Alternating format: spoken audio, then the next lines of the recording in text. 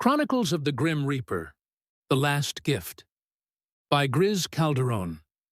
She was a shadow in the alleys, a whisper beneath cars, a blur in the fields beyond the roads. Her coat, once bright and soft, was now mottled with dust and thorns, yet her eyes, blue like early morning frost, held fierce intelligence. She had no name, only instinct. And now, that instinct screamed for shelter. The feral cat was nearing the end of her pregnancy. Each passing hour made her slower, heavier. But the world had no kindness to offer her. Doorsteps hissed with threats. Garden hoses and broom handles marked the lines she wasn't allowed to cross. No one wanted a stray, especially not one with more on the way. But she kept trying. Her body was tired, but her spirit held. She would find a place where her kittens could be safe. And then, one day, she did. The house was modest, sitting at the edge of a quiet street. The yard was wild but clean, the trees tall with age. Other cats lingered in the shadows, fed, content, and unafraid. A large black dog stood guard near the porch. He didn't growl when she approached. Instead, he simply watched her, his eyes calm and knowing. She returned day after day, creeping closer, inch by inch. No one chased her off. The older couple who lived there placed food out in little bowls and gently spoke to her without coming too close. They noticed her belly and gave her space. She chose a dark, hidden spot behind a shed near the garden, tucked beneath an overgrown bush. It was quiet there, safe. She slept curled beneath the leaves, waiting. When the time came, she gave birth to 4 kittens. The couple never disturbed her. They brought her food, and she purred softly as she nursed. Weeks passed. Then, one morning, she began to move them, carrying one at a time in her mouth, vanishing into the trees. She never returned for the 3rd or the 4th.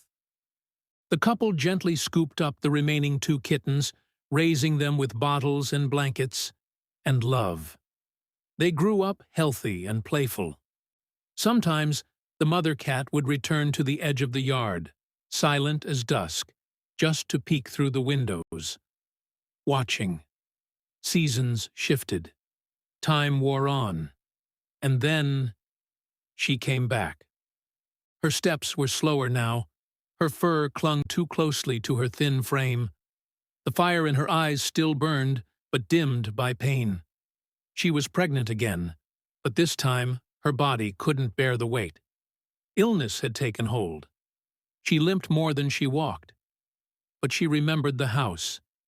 She remembered the kindness. And she knew. She gave birth to 1 kitten. Just one. His fur was orange and white like sunrise on snow, and his eyes were so blue they mirrored hers. She licked him clean, curled around him to keep him warm, and waited for the strength to return. It never did. As the stars blinked into the sky above, a cold hush settled around her. She breathed slowly. The pain in her chest deepened. Her limbs grew heavy. And then she felt it. A presence beside her. A tall figure cloaked in black knelt in the grass, silent and still. The Grim Reaper did not startle her. He never startled animals. They always knew him. She raised her head, tired and trembling, and met his gaze. He saw her, truly saw her. Not as a stray, not as a burden, but as a mother. One who had spent her life running from cruelty only to give everything to her children, even this last breath. She struggled to her feet. Her time was nearly gone, but she was not done. Not yet. With one final surge of will, she picked up her kitten in her mouth, his tiny mews barely louder than a whisper, and carried him across the yard. The porch light glowed like a distant star. Her legs wobbled, her vision blurred, but she didn't stop. The Reaper walked beside her, not rushing, just watching. There was no malice in his eyes, only reverence. She reached the front step. The light from the window cast a warm glow across the boards. She laid the kitten down gently, licked his head once, walked away into the darkness, and turned to look at the Reaper. Her body gave out then.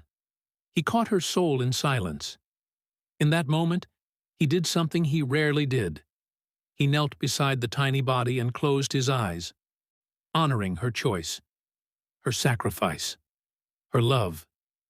Inside, the woman stirred. She heard the faintest cry and opened the door.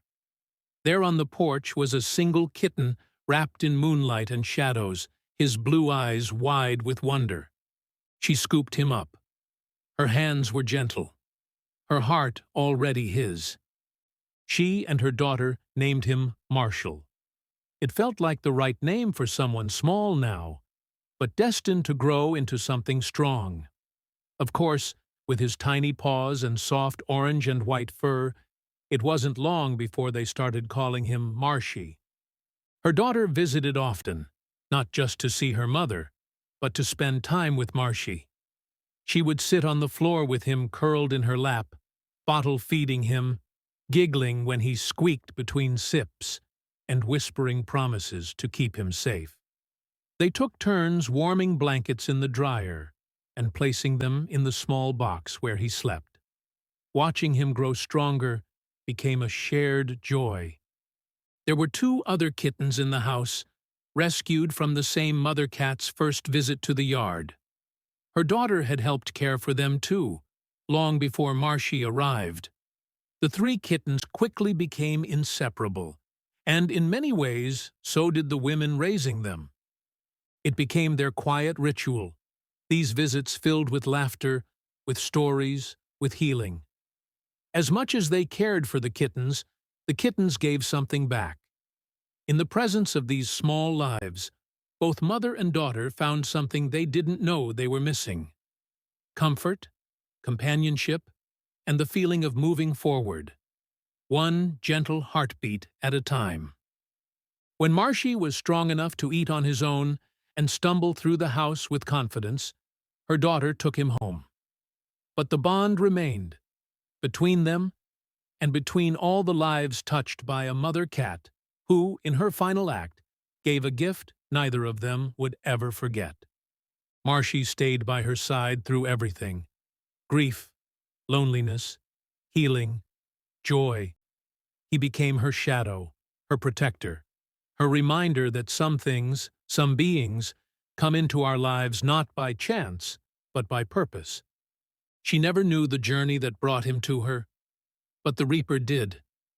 And sometimes, on quiet nights, when the stars shimmer like scattered memories, Marshy will lift his head and stare at the shadows just beyond the window. He'll blink once, slowly, and the Reaper, watching from the dark, will nod. Not all souls are meant to stay. Some are meant to become a gift, the last gift.